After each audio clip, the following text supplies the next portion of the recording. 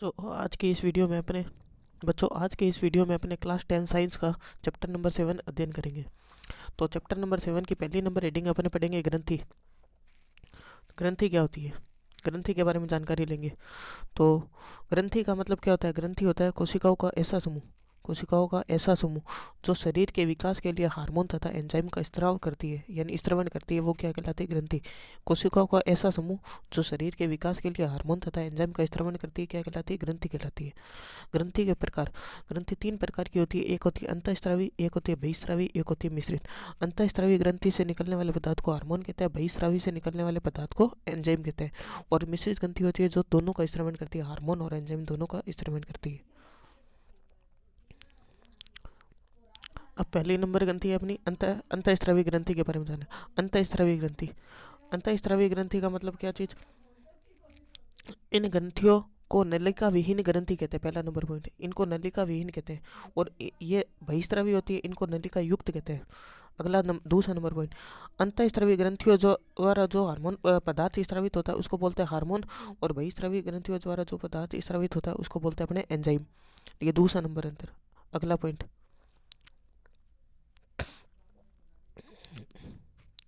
ये ग्रंथियां हार्मोन का स्त्रवण सीधे रक्त में करती है, यानी इनसे निकलने वाले पदार्थ का नाम हार्मोन है, और हार्मोन का स्त्रवण डायरेक्ट कहाँ करती है? रक्त में। और ये सीधे रक्त में नहीं करती है। अब आगे चलते हैं अपने अंतःस्रावी ग्रंथियों के उदाहरण पे। तो अंतःस्रावी ग्रंथियों में पहली है पीयूष ग्रंथि, पीनियल ग्रंथि, हाइपोथैलेमस। पीयूष, पीनियल, हाइपोथैलेमस, ये तीनों अंतःस्रावी है और ये तीनों मस्तिष्क में पाई जाती है। अगली अंतःस्रावी ग्रंथि थायराइड और पैराथायराइड ग्रंथि। ये दोनों कहाँ पाई जाती है? गले में पाई जाती है। आगे अगली अंतःस्रावी ग्रंथि का नाम है अपना एड्रिनल ग्रंथि, इसी को अधिवृक्क ग्रंथि भी कहते हैं। फिर उसके बाद में जनन ग्रंथि है, ये भी अंतःस्रावी ग्रंथि है। इनमें दो आएगी, एक तो अंडा से और एक वृषण। जनन ग्रंथियां दो है, एक अंडा से एक वृषण। अंडा से किसमें होती है? मादा में, और वृषण किसमें होता है? नर में। अगली अंतःस्रावी ग्रंथि का नाम है थाइमस ग्रंथि। आगे चलते हैं। अब बहिस्रावी ग्रंथि के उदाहरण। बहिस्रावी ग्रंथि के उदाहरण। बहिस्रावी ग्रंथि में पहली नंबर ग्रंथि अपनी श्वेत ग्रंथि। श्वेत ग्रंथि यानी पसीना वाली ग्रंथि, पसीना निकलता है। लार ग्रंथि, दुग्ध ग्रंथि, यकृत, अश्रु ग्रंथि, जठर ग्रंथि, श्लेष्मा ग्रंथि, ये सारी ग्रंथियां कौन सी है? बहिस्रावी ग्रंथियां है।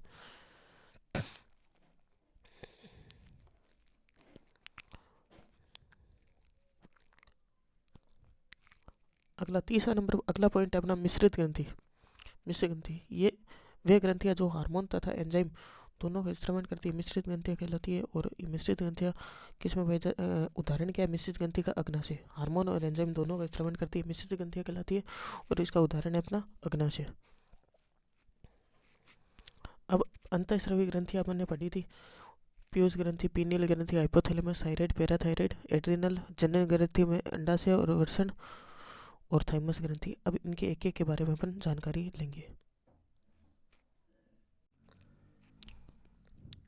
पहली नंबर ग्रंथि अपन पढ़ेंगे पीयूष ग्रंथि। पीयूष ग्रंथि के बारे में अपन को क्या क्या जानकारी ध्यान रखनी है, पहले वो देखते हैं अपने पीयूष ग्रंथि के बारे में। पीयूष ग्रंथि के बारे में पहला नंबर पॉइंट है अपन को ध्यान रखना है इसकी लोकेशन, यानी इसका स्थान कहाँ होता है। पीयूष ग्रंथि का स्थान होता है अग्र मस्तिष्क में। कहाँ पे? अग्र मस्तिष्क में। और इसका आकार क्या होता है? मटर के दाने के आकार की होती है। इस पीयूष ग्रंथि से जो निकलने वाला हार्मोन है उसका नाम है वृद्धि हार्मोन। अगला, पीयूष ग्रंथि से निकलने वाला हार्मोन है वृद्धि हार्मोन। अगर इसकी कमी हो जाए तो इससे जो रोग होता है उसको बोलते हैं बोनापन, और अधिकता हो जाए इसकी तो इससे रोग होता है दानवाकार। स्थान कहाँ होता है इसका? अग्र मस्तिष्क में, मटर के दाने के आकार की होती है। हार्मोन का नाम है वृद्धि हार्मोन, स्रावित हार्मोन का नाम वृद्धि हार्मोन। कमी से कौन सा रोग? बोनापन। अधिकता से कौन सा? दानवाकार। शरीर की सबसे छोटी ग्रंथि है पीयूष ग्रंथि। अगला पॉइंट, पीयूष ग्रंथि जितनी भी अपनी अंतःस्रावी ग्रंथियां देखी थी उन सबको कंट्रोल करती है, लेकिन हाइपोथैलेमस को नहीं करती। हाइपोथैलेमस को छोड़कर अन्य सभी ग्रंथियों पर क्या करती है? नियंत्रण करती है। इसलिए इसको क्या बोलते हैं? मास्टर ग्रंथि कहते हैं। इसलिए इसको क्या कहते हैं? अपने मास्टर ग्रंथि कहते हैं। आगे, वृद्धि हार्मोन का कार्य सभी अंगों की वृद्धि को प्रेरित करना है। ये पीयूष ग्रंथि के बारे में अपन को बेसिक जानकारी ध्यान रखनी है। आगे चलते हैं अपने अगली जो ग्रंथि अपन को पढ़नी है वो है हाइपोथैलेमस ग्रंथि। इस ग्रंथि से पहला नंबर पॉइंट, इस ग्रंथि ये होती तो मस्तिष्क में ही। इस ग्रंथि से स्रावित हार्मोन का नाम क्या है? मोचक हार्मोन। ठीक है, मोचक हार्मोन का कार्य क्या होता है? पीयूष ग्रंथि के हार्मोन स्राव को प्रेरित करना, इसलिए हाइपोथैलेमस को हेडमास्टर ग्रंथि कहते हैं। देखो पीयूष ग्रंथि थी वो सबको कंट्रोल करती थी लेकिन इसको नहीं करती थी, इसलिए पीयूष ग्रंथि को मास्टर ग्रंथि कहते थे। और हाइपोथैलेमस ये क्या करती है? पीयूष ग्रंथि को नियंत्रण करती है, तो इसलिए इसको हेडमास्टर ग्रंथि भी कहते हैं। अगला, यह ग्रंथि शरीर का तापमान नियंत्रण करती है, इसलिए इसे तापमापी ग्रंथि भी कहते हैं, हाइपोथैलेमस। और इसकी लोकेशन कहाँ होती है? मस्तिष्क में। ओके, अगला पॉइंट अपना पीनियल ग्रंथि। पीनियल ग्रंथि के बारे में ध्यान रखना, इसकी लोकेशन कहाँ होती है? मस्तिष्क में। हार्मोन कौन सा स्रावित करती है? Melatonin hormone. और इस हार्मोन का कार्य क्या होता है? दैनिक लय का नियमन करना, यानी सोने जागने उठने, ये इनके क्रम को नियमित करती है, इसलिए इसको जैविक घड़ी भी कहते हैं। लोकेशन मस्तिष्क में, हार्मोन का नाम मिलेटोनिन हार्मोन, और कार्य क्या होता है इसका? दैनिक लय का नियमन, इसलिए इसको जैविक घड़ी भी कहते हैं। अगला, अगली जो ग्रंथि अपनी वो है थायराइड ग्रंथि। थायराइड ग्रंथि हिंदी में इसको बोलते हैं अवटु ग्रंथि। स्थान कहाँ होता है? गले में। हार्मोन कौन सा स्रावित तो करती है? Thyroxine hormone. थायराइड ग्रंथि अवटु ग्रंथि बोलते हैं, स्थान होता है गले में, हार्मोन का नाम है थायरोक्सिन। अब थायरोक्सिन हार्मोन के निर्माण के लिए क्या होता है? आयोडीन आवश्यक होता है। आयोडीन नहीं होगा तो थायरोक्सिन हार्मोन नहीं बनेगा, और अगर इसकी हार्मोन की कमी हो जाए तो इससे रोग होता है घेंगा रोग, या गाइटर बोलते हैं इसको। इसमें गला फूलकर मोटा हो जाता है, वो वाला रोग। आगे, शरीर की सबसे बड़ी अंतःस्रावी ग्रंथि कौन सी है? थायराइड ग्रंथि। और ये थायराइड ग्रंथि क्या काम करती है? कार्बोहाइड्रेट, प्रोटीन, वसा के उपापचय में सहायता करती है, ये थायराइड ग्रंथि। अगली ग्रंथि अपनी पैराथायराइड ग्रंथि। पैराथायराइड ग्रंथि का स्थान कहाँ होता है? गले में। हार्मोन कौन सा स्रावित होता है? पैराथ हार्मोन। स्थान है गले में, हार्मोन का नाम है पैराथ हार्मोन। और इसका कार्य क्या होता है? अगर कैल्शियम, क्या चीज़? हड्डियों में कैल्शियम, बोन में कैल्शियम की मात्रा ज़्यादा होता है तो हड्डियों से कैल्शियम की कहाँ ट्रांसफर करती है? ब्लड में ट्रांसफर करना, ये इसका मेन काम है। अगला है थाइमस ग्रंथि। थाइमस ग्रंथि का स्थान कहाँ होता है? पहला नंबर पॉइंट, थाइमस ग्रंथि का स्थान होता है वक्ष गुहा में। इससे हार्मोन कौन सा निकलता है? थाइमोसिन हार्मोन निकलता है। और यह ग्रंथि होती है बच्चों में सर्वाधिक विकसित होती है, और जैसे जैसे बड़े होते हैं इसका आकार सिकुड़ जाता है। यौवनारंभ के समय यह सिकुड़ जाती है, बच्चों में सर्वाधिक विकसित होती है थाइमस ग्रंथि से। हार्मोन कौन सा? थाइमोसिन। और स्थान का है वक्ष गुहा में, थाइमोसिन हार्मोन है, ध्यान रखना। अगला पॉइंट, अगली ग्रंथि अपनी एड्रिनल ग्रंथि। एड्रिनल ग्रंथि कहाँ होती है? वृक्क के ऊपर, किडनी के ऊपर होती है। हार्मोन कौन सा है इससे? Adrenaline hormone. और एड्रिनल ग्रंथि, इसके दो भाग होते हैं, एक भाग होता है कॉर्टेक्स, एक होता है मेड्यूला। ये कॉर्टेक्स भाग होता है, और ये क्या ऊपर वाला कॉर्टेक्स भाग है, नीचे वाला मेडुला भाग है। आगे चलते हैं अपने, इसके एड्रिनल ग्रंथि के अन्य नाम ध्यान रखना है। इसको बोलते हैं 3F ग्रंथि, आपातकालीन ग्रंथि, करो या मरो ग्रंथि, या फोरस ग्रंथि। ये इसके एड्रिनल ग्रंथि के। आपातकालीन ग्रंथि जिसमें मोस्ट नाम है इसका, आपातकालीन ग्रंथि एड्रिनल ग्रंथि को, क्योंकि एड्रिनलिन हार्मोन होता है, इसको आपातकालीन हार्मोन बोलते हैं अपने। अगली अपनी नर जनन ग्रंथि। नर जनन ग्रंथि का नाम है वर्षण, और इससे स्रावित हार्मोन का नाम है टेस्टोस्टेरोन। और ये टेस्टोस्टेरोन क्या करता है? नरों में प्रारंभिक लैंगिक लक्षणों का निर्धारण करता है। नाम ध्यान रखना, टेस्टोस्टेरोन, नर जनन ग्रंथि वर्षण, इससे स्रावित हार्मोन का नाम टेस्टोस्टेरोन। और अगला पॉइंट, मादा जनन ग्रंथि का नाम अंडा से, और इससे स्रावित होने वाले हार्मोन का नाम है एस्ट्रोजन व प्रोजेस्टेरोन। और ये दोनों ग्रंथियां कहाँ पाई जाती है? पेट के नीचे वाले भाग में। अगली ग्रंथि अपनी अग्नाशय ग्रंथि। अग्नाशय ग्रंथि, इससे स्रावित हार्मोन का नाम है इंसुलिन हार्मोन। और ये मिश्रित ग्रंथि का उदाहरण ध्यान रखना। इंसुलिन हार्मोन रक्त में क्या करता है? शर्करा की मात्रा को क्या करता है? नियंत्रित करता है। आगे, इंसुलिन हार्मोन रक्त में शर्करा की मात्रा को क्या करता है? नियंत्रित करता है। इंसुलिन हार्मोन की कमी से रक्त में शर्करा की मात्रा बढ़ जाती है, और इससे जो रोग होता है उसको बोलते हैं मधुमेह रोग। अग्नाशय ग्रंथि हार्मोन कौन सा स्रावित करती है? Insulin hormone. ये अपन को ग्रंथियों के बारे में ध्यान रखना है।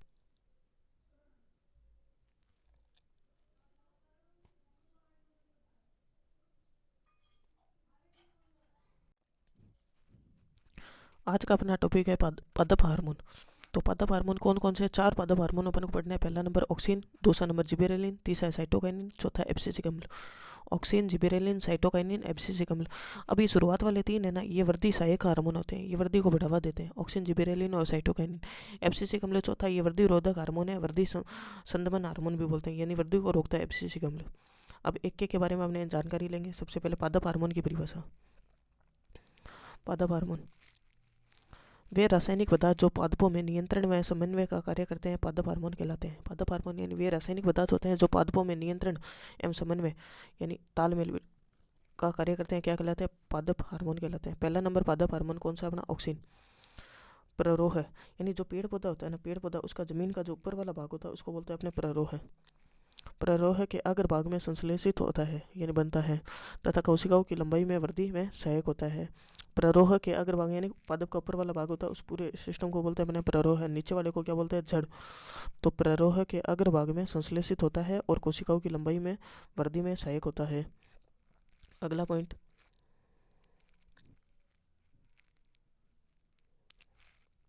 अगला पॉइंट अपन को ध्यान रखना है, तने की वृद्धि में सहायक होता क्या? तने की वृद्धि में सहायक होता है।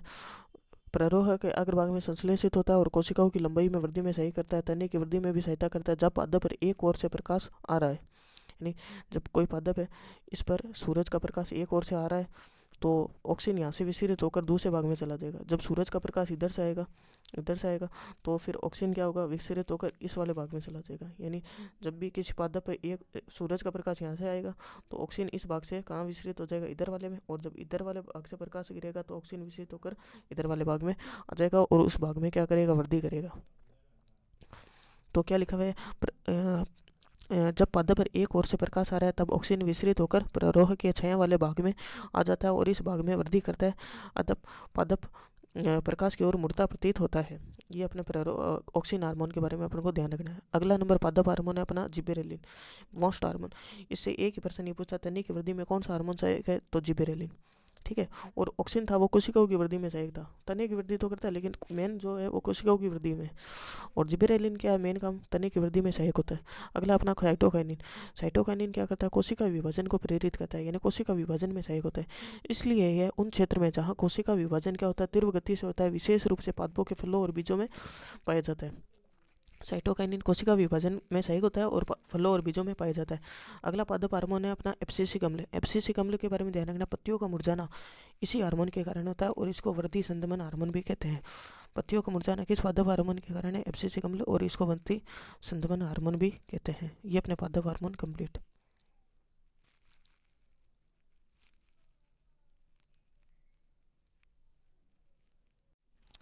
प्रतिवर्ती क्रिया की परिभाषा। प्रतिवर्ती क्रिया यानी दैनिक जीवन में होने वाली वे सभी क्रियाएं, दैनिक जीवन में होने वाली वे सभी क्रियाएं जिन्हें हम बिना सोचे समझे तुरंत संपादित कर देते हैं, प्रतिवर्ती क्रिया कहलाती है। उदाहरण के लिए जैसे भोजन को देखकर लार आना। दूसरा नंबर, गर्म या नुकीली वस्तु के छू जाने पर हाथ का तुरंत क्या हटना? पीछे हटना। और तेज वर्षा में देखने पर आंखें क्या तेज प्रकाश में देखने पर आंखें बंद होना। ये प्रतिवर्ती क्रिया के उदाहरण। यानी दैनिक जीवन में होने वाली वे सभी क्रियाएं जिन्हें हम बिना सोचे समझे तुरंत संपादित कर देते हैं, प्रतिवर्ती क्रिया कहलाती है। भोजन को देखकर लार आना, नुकीली वस्तु चुभने पर हाथ का पीछे हटना, तेज प्रकाश में आंखें बंद होना, ये प्रतिवर्ती क्रिया के उदाहरण है।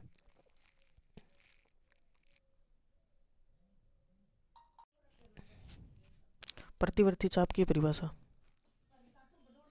प्रतिवर्ती चाप, प्रतिवर्ती क्रिया के दौरान विद्युत आवेग जिस पथ पर चलता है उसे प्रतिवर्ती चाप कहते हैं।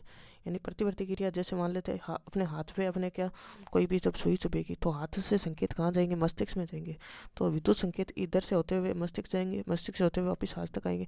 तो ये वाला जो रास्ता होता है ये इस रास्ते को क्या बोलते हैं? अपने प्रतिवर्ती चाप बोलते हैं। प्रतिवर्ती क्रिया के दौरान विद्युत आवेग होते हैं जिस पथ पर चलते हैं उसे क्या बोलते हैं? अपने प्रतिवर्ती चाप कहते हैं। प्रतिवर्ती चाप की परिभाषा। अगला अपना टॉपिक है तंत्रिका कोशिका। तंत्रिका, आज का अपना टॉपिक है तंत्रिका कोशिका। तंत्रिका कोशिका जिसको अपन न्यूरॉन भी बोलते हैं, इसका चित्र और इसके भागों के नाम और उनके कार्य। तंत्रिका कोशिका, इसको न्यूरॉन भी बोला जाता है। पहला नंबर पॉइंट, तंत्रिका तंत्र की संरचनात्मक व क्रियात्मक इकाई का नाम क्या होता है? तंत्रिका कोशिका या फिर क्या होता है? न्यूरॉन होता है।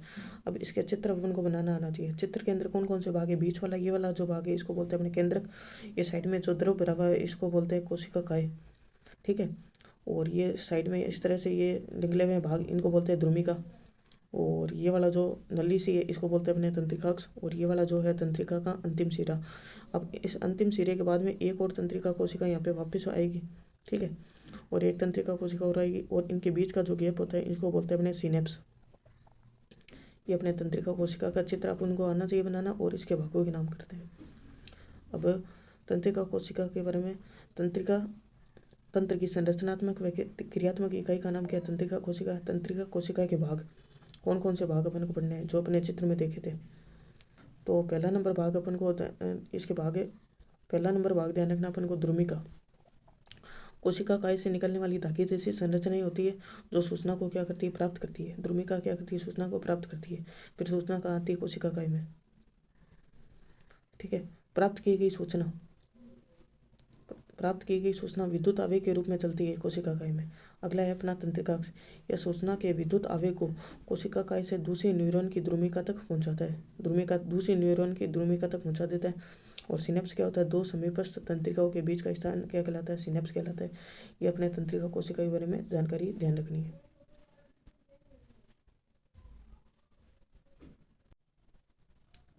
आज का अपना टॉपिक है मानव मस्तिष्क।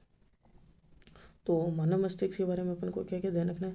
पहला नंबर पॉइंट, ये मानव मस्तिष्क के 3 भाग होते हैं, अग्र मस्तिष्क, मध्य मस्तिष्क और पश्च मस्तिष्क। अब अग्र मस्तिष्क में कौन कौन आते हैं? अग्र मस्तिष्क में आता है प्रमस्तिष्क, थैलेमस, हाइपोथैलेमस, ग्रानपिंड। ये 4 चीज़ें आती है अग्र मस्तिष्क में।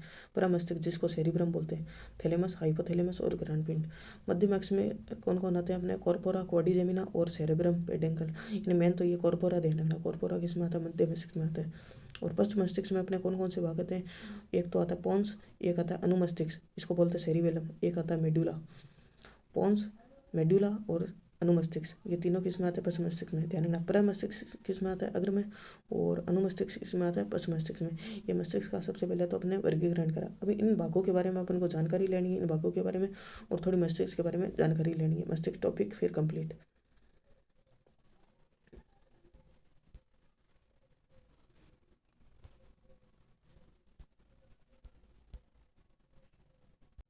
मानव मस्तिष्क। मानव मस्तिष्क पहला नंबर पॉइंट, मानव मस्तिष्क की संरचनात्मक व क्रियात्मक इकाई का नाम क्या चीज़ है? न्यूरॉन। मानव मस्तिष्क की संरचनात्मक व क्रियात्मक इकाई का नाम है न्यूरॉन। अगला, मानव मस्तिष्क का वजन कितना होता है? लगभग 1400 ग्राम होता है, 1350, दोनों में से कोई भी एक। मानव मस्तिष्क की इकाई का नाम है न्यूरॉन। वजन कितना होता है? 1400 ग्राम। मानव मस्तिष्क से चारों ओर अस्थियों का कठोर, यानी जो मस्तिष्क होता है, मस्तिष्क से चारों ओर अस्थियों का कठोर आवरण होता है। आवरण में सुरक्षित रहता है, जिसे क्रेनियम बॉक्स कहते हैं। ये मस्तिष्क और ये चारों ओर अस्थियों का कठोर आवरण, इसको बोलते हैं क्रेनियम बॉक्स। इनके बीच में क्या भरा हुआ रहता है? तरल पदार्थ भरा हुआ रहता है। मस्तिष्क व क्रेनियम बॉक्स के बीच 3 पतली झिल्लियाँ पाई जाती है, और जो मस्तिष्क को चोटों से यानी बाह्य आघातों से रक्षा करती है। और इनके बीच में क्या भरा हुआ है? तरल पदार्थ, जो मस्तिष्क को क्या करता है? पोषण देता है। ये मस्तिष्क के बारे में। अब इसके भागों का वर्णन पढ़ना है।